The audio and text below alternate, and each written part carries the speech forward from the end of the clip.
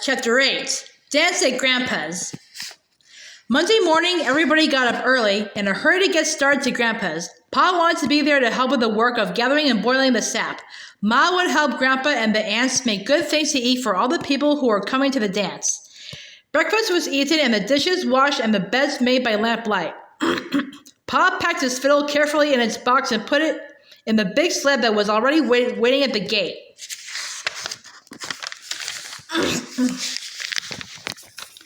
The air was cold and frosty and the light was gray when Laura and Mary and Ma with Baby Carrie were tucked in snug and warm under the robes of the straw in the bottom of the sled. The horses shook their heads and pranced, making the sleigh bells ring merrily, and away they went on the road through the big woods to Grandpa's. The snow was damp and smooth in the road, so the sled slipped quickly over it, and the big trees seemed to be hurrying by on either side. After a while, there was sunshine in the woods and the air sparkled. The long streaks of yellow light lay between the shadows of the tree trunks, and the snow was colored faintly pink. All the shadows were thin and blue, and every little curve of snowdrifts and every little track in the snow had a shadow. Pa showed Laura the tracks of the wild creatures in the snow at the sides of the road, the small leaping tracks of cottontail rabbits, the tiny tracks of field mice, and the feather-stitching tracks of snowbirds. There were larger tracks, like dogs' tracks, where foxes had run, and there were the tracks of a deer that had bounded away into the woods. The air was growing warmer already, and Pa said that the snow wouldn't last long. It did not seem long until they were sweeping into the clearing at Grandpa's house, all the sleigh bells jingling. Grandma came to the door and stood there smiling, calling to them to come in. She said that Grandpa and Uncle George were already at work out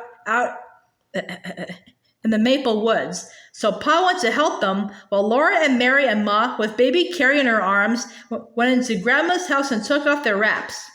Laura loved Grandma's house. It was much larger than their house at home. There was one great big room, and then there was a little room that belonged to Uncle George, and there was another room for the aunts, Aunt Dosha and Aunt Ruby. And then there was the kitchen with a big cook stove. It was fun to run the whole length of the big room, from the large fireplace at one end all the way to Grandma's bed, under the window in the other end. The floor was made of wide, thick slabs that Grandpa had hewed from the logs with his axe. The floor was smoothed all over and scrubbed clean and white, and the big bed under the window was soft with feathers.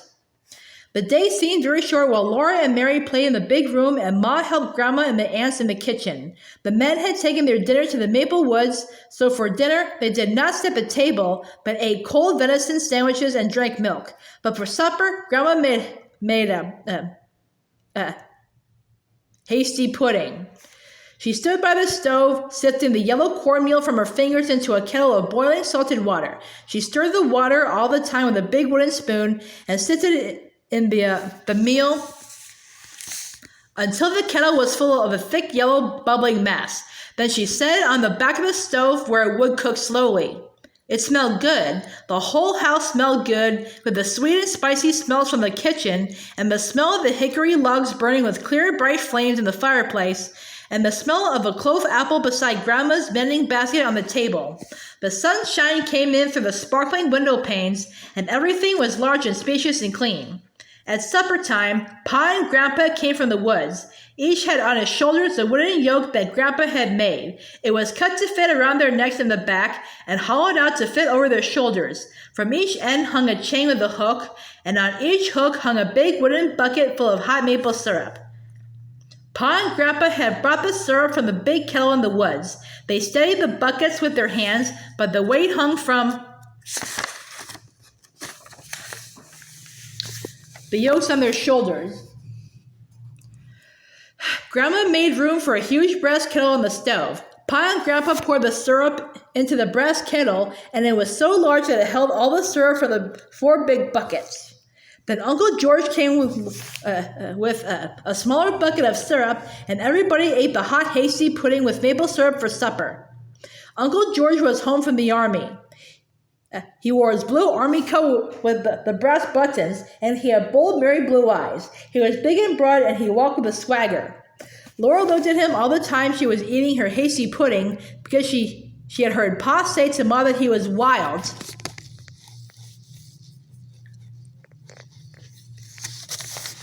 George is wild since he came back from the war, Pa had said, shaking his head as if he were sorry, but it couldn't be helped. Uncle George had run away to be a drummer boy in the army when he was 14 years old. Laura had never seen a wild man before. She did not know whether she was afraid of Uncle George or not. When supper was over, Uncle George went outside the door and blew his army bugle long and loud. It made a lovely ringing sound far away through the big woods. The woods were dark and silent, and the trees stood still as though they were listening. Then from very far away, the sound came back, thin and clear and small, like a little bugle answering the big one. "Listen," Uncle George said. Isn't that pretty?" Laura looked at him, but she did not say anything, and when Uncle George stopped blowing the bugle, she ran into the house. Ma and Grandma cleared away the dishes and washed them, and swept the hearth, while Aunt Dosha and Aunt Ruby made themselves pretty in their room. Laura sat on their bed and watched them comb out their long hair and part it carefully. They parted it from their foreheads to the napes of their necks, and then they parted it across from ear to ear. They braided their back hair in long braids, and then they did the braids up carefully in big knots. They had washed their hands and faces and scrubbed them well with soap at the wash basin on the bench in the kitchen. They had used store soap, not the slimy, soft, dark brown soap that Grandma made and kept in a big jar to use for common every day.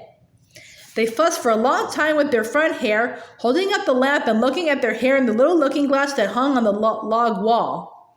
They brushed it so smooth on each side of the straight white part that it shone like silk in the lamplight. The little puff on each side shone too, and the ends were coiled and twisted neatly under the big knot in the back.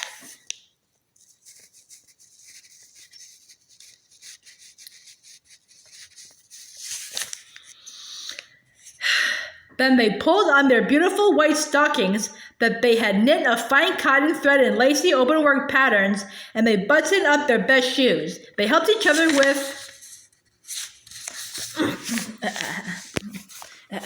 their corsets. Aunt Dosha pulled as hard as she could on Aunt Ruby's corset strings, and then Aunt Dosha hung onto the foot of the bed while Aunt Ruby pulled on hers. "Pull, Ruby, pull," Aunt Dosha said, breathless. "Pull harder." So Aunt Ruby braced her feet and pulled harder. Aunt Dosha kept measuring her waist with her hands, and at last she gasped. "I guess that's the best you can do," she said. "Caroline says Charles could span her waist with his hands when they were married." Caroline was Laura's ma, and when she heard this, Laura felt proud. Then Aunt Ruby and Aunt Dosha put on their flannel petticoats and their plain petticoats, and their stiff, starched white petticoats with knitted lace all around the flounces, and they put on their beautiful dresses.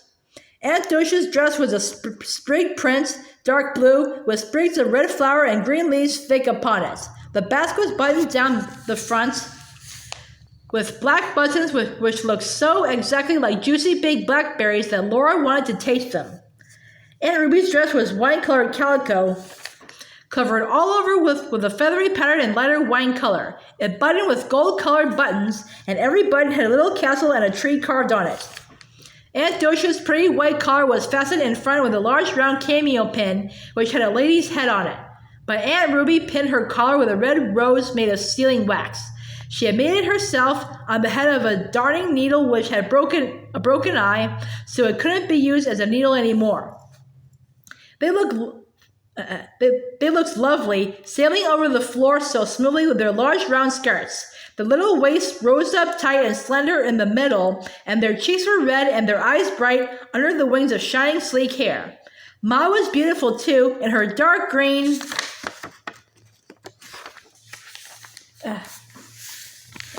delaine, with the little leaves that looked like strawberries scattered over it. The skirt was ruffled and flounced and draped and trimmed with knots of dark green ribbon, and nestling at her throat was a gold pin. The pin was flat, as long and as wide as Laura's two biggest fingers, and it was carved all over and scalloped on the edges. Ma looked so rich and fine that Laura was afraid to touch her. People had begun to come. They were coming on foot through the snowy woods with their lanterns, and they were driving up to the door in sleds and in wagons. Sleigh bells were jingling all the time. The big room filled with tall boots and swishing skirts, and ever so many babies were lying in rows on Grandma's bed. Uncle James and Aunt Libby had come with their little girl, whose name was Laura Ingalls, too. The two Lauras leaned on the bed and looked at the babies, and the other Laura said her baby was prettier than Baby Carrie. "She's not either," Laura said. "Carrie's the prettiest baby in the whole world." "No, she isn't," the other Laura said.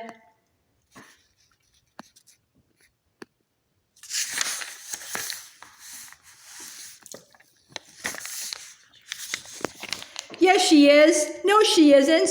Ma came sailing over in her fine Delane and said severely, "Laura!" So neither Laura said anything more. Uncle George was blowing his bugle. It made a loud ringing sound in the big room, and Uncle George joked and laughed and danced, blowing the bugle. Then Pa took his fiddle out of its box and began to play, and all the couple stood as squares on the floor and began to dance when Pa called the figures. "Grand right and left," Pa called out, and all the skirts began to swirl and all the boots began to stamp. The circles went round and round, all the skirts going one way and all the boots going the other way, and hands clasping and parting high up in the air. "Swing your partners," Pa called, and each gent bowed to the lady on the left. They all did as Pa said. Laura watched Ma's skirt swing and her little waist bending and her dark head bowing, and she thought Ma was the loveliest dancer in the world. The fiddle was singing, "Oh, you buffalo gals, aren't you coming out tonight? Aren't you coming out tonight? Aren't you coming out tonight? Oh, you buffalo gals, aren't you coming out tonight to dance by the light of the moon?" The little circles and the big circles went round and round, and the skirts swirled and the boots stamped, and partners bowed and separated and met and bowed again.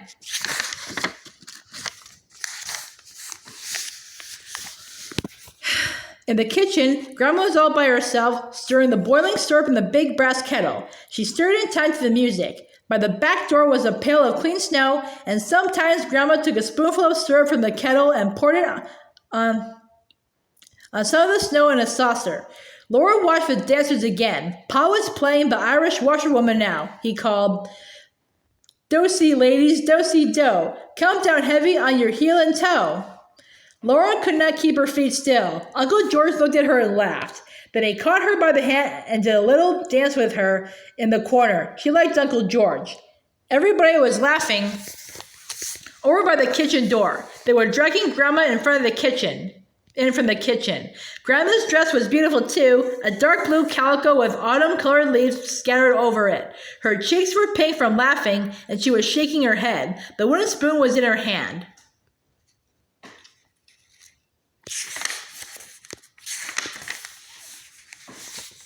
"I can't leave the syrup," she said. But Pa began to play the Arkansas Traveler, and everybody began to clap in time to the music. So Grandma bowed to them all and did a few steps by herself. She could dance as prettily as any of them. The clapping almost drowned the music of Pa's fiddle. Suddenly, Uncle George did a pigeon wing, and bowing low before Grandma, he began to jig. Grandma tossed her spoon to somebody. She put her hands on her hips and faced Uncle George, and everybody shouted. Grandma was jigging. Laura clapped her hands in time to the music, with all the other clapping hands. The fiddle sang as it had never sung before. Grandma's eyes were snapping and her cheeks were red, and underneath her skirts, her heels were clicking as fast as the thumping of Uncle George's boots. Everybody was excited. Uncle George kept on jigging, and Grandma kept on facing him, jigging too. The fiddle did not stop. Uncle George began to breathe loudly, and he wiped sweat off his forehead. Grandma's eyes twinkled. "You can't beat her, George," somebody shouted. Uncle George jigged faster. He jigged twice as fast as he had been jigging. So did Grandma. Everybody cheered again. All the women were laughing and clapping their hands, and all the men were teasing George. George did not care, but he did not have breath enough to laugh. He was jigging. Pa's blue eyes were snapping and sparkling. He was standing up, watching George and Grandma, and the bow...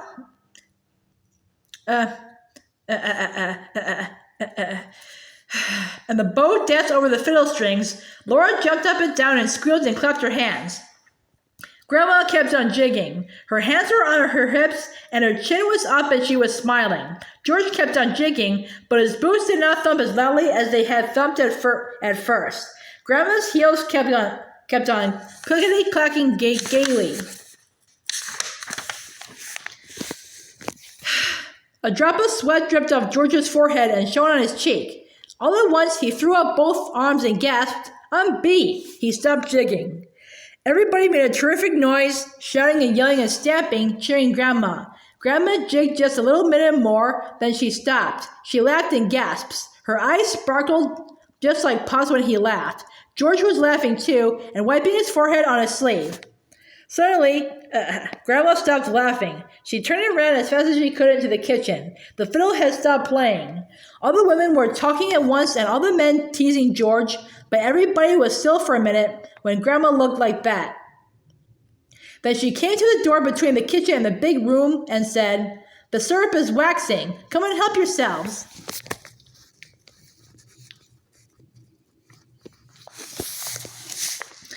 Then everybody began to talk and laugh again. They all hurried to the kitchen for plates and outdoors to fill the place with snow. The kitchen door was open and the cold air came in.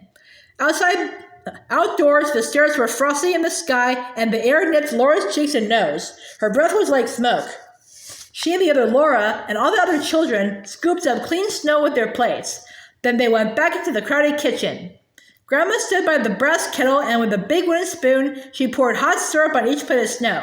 It cooled into soft candy, and as fast as it cooled, they ate it. They could eat all they wanted, for maple sugar never hurt anybody. There was plenty of syrup in the kettle, and plenty of snow outdoors. As soon as they ate one plateful, they filled their plates with snow again, and Grandma poured more syrup on it. When they had eaten the soft maple candy until they could eat no more of it, then they helped themselves from the long table loaded with pumpkin pies and dried berry pies and cookies and cakes. There was salt rising bread too, and cold boiled pork and pickles. Ooh, how sour the pickles were! They all ate till they could hold no more, and then they began to dance again. But Grandma watched the syrup in the kettle. Many times she took a little of it into a saucer and stirred it round and round. Then she shook her head and poured the syrup back into the kettle. The other room was loud and merry with the music of the fiddle and the noise of the dancing. At last, as Grandma stirred, the syrup in the saucer turned into little grains like sand, and Grandma called, "Quick, girls, it's graining!" Aunt Ruby and Aunt Dosha and Ma left the dance and came running. They set out pans, big pans and little pans, and as fast as Grandma filled them with the syrup, they set out more. They set the filled ones away to cool into maple sugar. Then Grandma said, "Now bring the patty pans for the children."